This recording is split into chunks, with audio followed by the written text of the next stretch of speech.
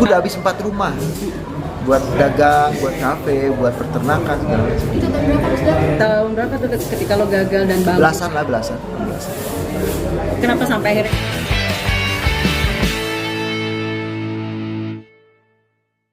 Gue komposer juga gitu kan, banyak banget lo bisa menurunkan para artis-artis dengan lagu lo yang mungkin nyeleneh ataupun itu. Terpikirkan apa sih yang sudah pencapaian yang lo udah dapat sendiri itu seperti apa?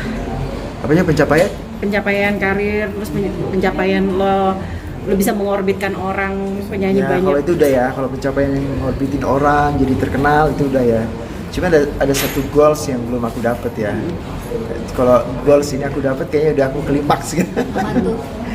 Aku kan perusahaanku lagi berjalan. Aku punya target sebulan ya segitu aja gitu. Nah, kalau itu udah tercapai, tapi konsisten ya segitu gitu. Kayaknya itu udah cukup deh buat aku. Usaha di bidang apa sih? Hah? Usaha di bidang apa? Label perusahaan musik. Oh, Mas. Karena aku udah nyoba semua usaha, gagal semua, bangkrut semua gitu. Tapi pas di musik ini aku benar-benar ketemu jalannya dan kayaknya emang ini passion gue di sini gitu. Berarti pernah mengalami namanya bangkrut itu sendiri. Aku udah habis 4 rumah buat dagang, buat kafe, buat peternakan segala macam. Itu tahun berapa Mas Dal? Tahun berapa tuh ketika lo gagal dan bangkrut? Belasan lah, belasan. Kenapa sampai akhirnya gagal itu karena lo nggak bisa memaintain itu semua? Itulah kalau kita bukan bidang jangan coba-coba ya. Menurut aku kalau bukan bidang jangan coba-coba. Soalnya aku yang udah pengalaman sih. Kayak ada orang buka ini, pengen buka ini. Ada orang buka itu, pengen itu. Itu kalau bukan kan kita kan sadar diri nih apa yang kemampuan dalam diri kita ya. Kita langsung pasti kita klik lah. Pasti oh gue bisanya ini gitu. Nah itu aja yang diperdalam. Kena mental nggak sih Mas Dal ketika dirimu bilang semua aset? Sebut kena mental sih ya. Cuman aku sih orangnya tipe orang yang terus berjuang ya. Bayangin itu aku di Cibubur itu aku sampai ngontrak cuman punya motor harga 6 juta ya kan, terus bertahan itu aku bingung banget gitu. Akhirnya aku jual lagu murah-murah gitu kan, karena emang udah deh gue jualan lagu dulu deh. Akhirnya jual lagu murah-murah, terus kita karena rumah udah habis buat usaha, akhirnya kita gimana nih biar survive nih gitu kan. Udah gitu kita sama kangen band musuhan, maksudnya semua personil musuhan kan kita. Nah pas kangen band itu semua musuhan itu sedih banget kondisi. Cuman beruntungnya kita ini ya grup kangen band ini nggak lebay gitu orangnya, nggak update sosmed untuk minta bantuan ataupun apa namanya seperti donasi gitu. Anak-anak kangen band nggak gitu. Sampai basisku itu si Bebe dia sampai jadi tukang ojek online itu waktu itu aku lihat dia. Aku sedih banget nih, dia udah hitam banget, udah pokoknya nggak kurus deh, dia jadi ojek online. Setelah itu dia bercerai sama istrinya gitu loh. Pokoknya kondisinya bener, dia cuma nongkrong aja cuma di kantong cuma megang uang itu 5.000 perak dia. Dan megang 5.000 perak. Nah terus keyboardis aku kan, dia cuma buka vape gitu ya, semeja inilah etalasenya semeja ini di depan ruko gitu. Terus nungguin dari jam sekitar jam 10 pagi itu kadang jam 1, jam 2 baru pulang. Itu dilakukan sama dia tiap hari. Dan itu berapa tahun dia, 3 tahunan ada dia di situ, 2 tahun atau 3 tahun lah gitu. Nah sementara itu pas gitarisku satunya Tama datang ke rumah keyboardisku Iji. Waktu itu kita udah mulai agak baikan ya, ngobrol di kafe dekat-dekat komplek kita gitu kan. Aku lihat motornya si Tama itu ya udah nggak layak lagi lah, speedometernya udah pecah-pecah gitu kan. Kita udah miskin semua nih, udah habis gitu kan. Kita udah mau ngapain lagi di Jakarta untuk bertahan gitu. Mau pulang malu ya kan, karena gelarnya artis kan. Gelarnya artis gede kan, kangen band namanya gede banget kan. Orang taunya punya duit aja gitu kan. Jadi itu kita bener-bener susah banget mbak. Bener-bener susah, ini gimana kita. Akhirnya mulai gabung itu gara-gara Ucup tau kan Ucup. Ucup Synchronize kan. Waktu itu dia mulailah ngebujuk untuk awal-awal sih aku sama Andika doang acara Synchronize itu juga sih aku nggak tahu ya, aku juga dibohongin sih waktu itu. Kata si Andika, yuk Dol, kata dia mah nyala Dodol kan, Dol ke hotel nih ada acara nih lumayan, lalu gue bayar dia 5 juta kata si Andika kan. Waktu itu kan duit 5 juta kan, aku bener-bener perih kan, wah 5 juta nih kata aku. Udah aku datang ke hotel Andika, terus aku tanya ke Andika, Andik, ini acaranya apa? oh ini acaranya cuma karaoke aja kok kita ke room gitu kan. Aku pikir kan gitu doang, jadi aku nggak bawa gitar kan. Jadi aku nggak bawa gitar. Udah pas kita ikutin panitia, ikut mobil panitia, tiba-tiba kita ada di Kemayoran, di Expo itu ya. Kita jadi situ kan.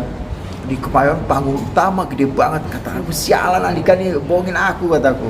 Udah, aku nggak bawa gitar kan malu ya. Untuk waktu itu sih kita menyesuaikan ya. Aku nggak bawa gitar, lagi cuma baju juga. Waktu itu aku pakai bajunya Andika, karena aku ke hotel Andika pakai baju biasa aja kan, orang pikirku cuma di room karaoke kan, jadi aku biasa-biasa aja. Udah habis itu gila lu, gue pakai baju, udah pakai baju gue aja, kata dia pakai udah.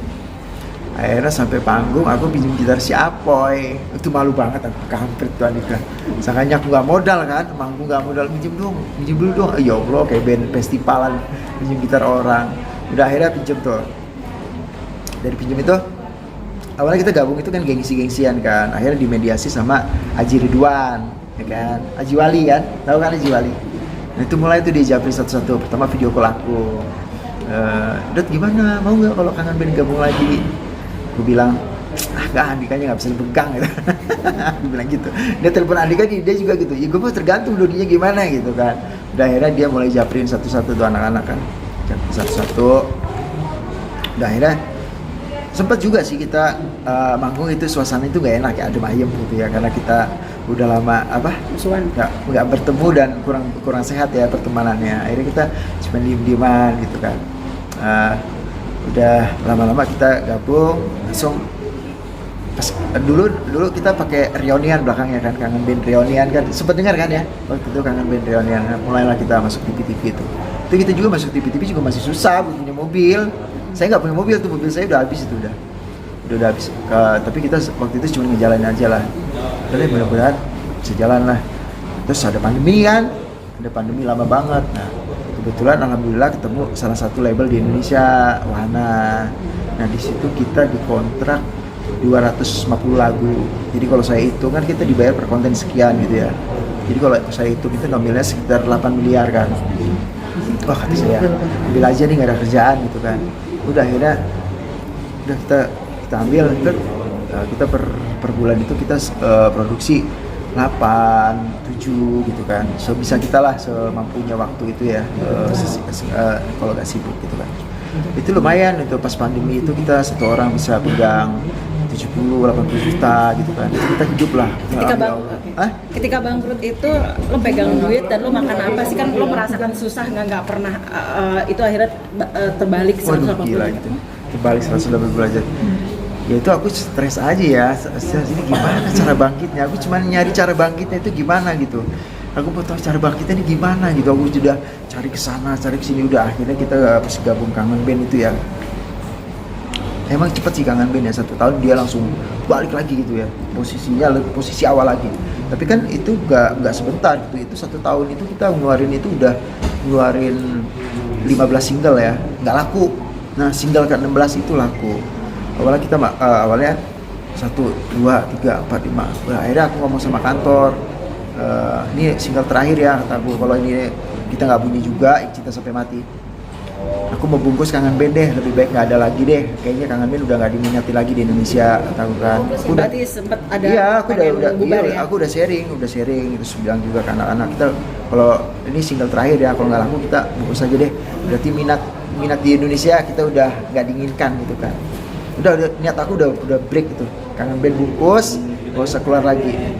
Keluarlah lagu Cinta Sampai Mati itu. Gak taunya meledak dari situ. Oke, dari salah satu itu akhirnya dirimu ini juga jadi pencapaian untuk akhirnya semua penyanyi dari luar pun lo ambil ya, karena enggak. kerjasama dengan penyanyi luar juga. Enggak, setelah Kangen Band itu kan aku ada sedikit modal kan, ada sedikit modal itu akhirnya aku belajar jadi produser. Nah, aku belajar jadi produser itu, aku ngorbitin si Zial Ferdian yang lagunya Dan Jika Hati Sudah Tak Cinta. Nah, itu aku ngerasain jadi produser. Itu apa aku ngerilis itu, gila ya di musik itu ya.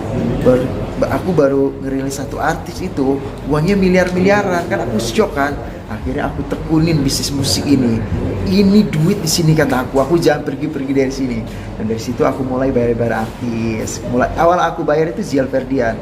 Jadi mulai tuh ntar aku ngelirik kalau di YouTube ada yang bagus aku japri aku bayar gitu. Salah satunya tadi nih ya, penyanyi dari Malaysia juga lo Kalau itu ambil dari juga. Jana sih udah lama kenal. Dan semua akhirnya dengan lo pencapaian dapat duit banyak itu kembali nggak rumah-rumah lo yang 4 rumah itu? Balik lagi. Kebeli lagi ya? Tambahan mungkin dari yang lama. Iya, mungkin kalau dulu mobilnya Jepang sekarang Eropa gitu. Mas Dot, Oke, yuk, cukup. Mas Dot terakhir ada nazar kasih ketika lo Susah.